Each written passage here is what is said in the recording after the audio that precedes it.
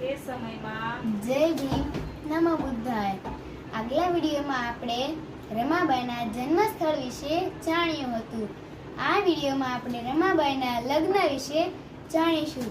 એ સમયમાં બાળ લગ્ન એક સાધારણ બાબત ગણાતી હતી.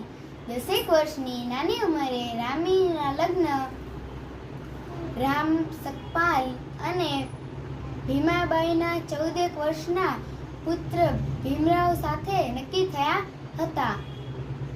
રામજી સકપાલે જ સુંદર અને સુશીલ એવા રામીને પોતાના પુત્ર માટે પસંદ કર્યા હતા. આ અગાઉ ભીમરાવની સગાઈ રામજી સકપાલ 2 વખત કરી હતી અને તે બદલ રામજી સકપાલને 5 રૂપિયાનો દંડ પણ થયો હતો.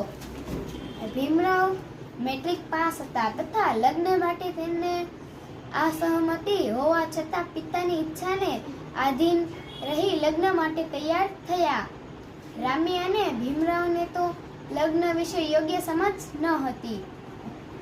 હા, અનવા કપડાં પહેરવાનો શોખ જરૂર રહ્યો હશે.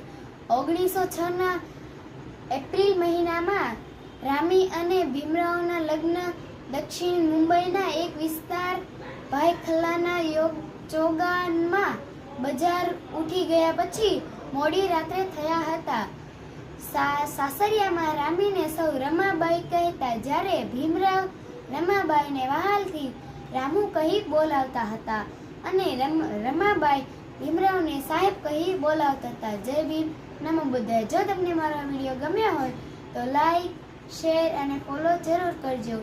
અને જો આને આગળનું તમારે જાણવું હોય તો તમે કમેન્ટ જરૂર કરજો. જય ભીમ નમો બુદ્ધાય.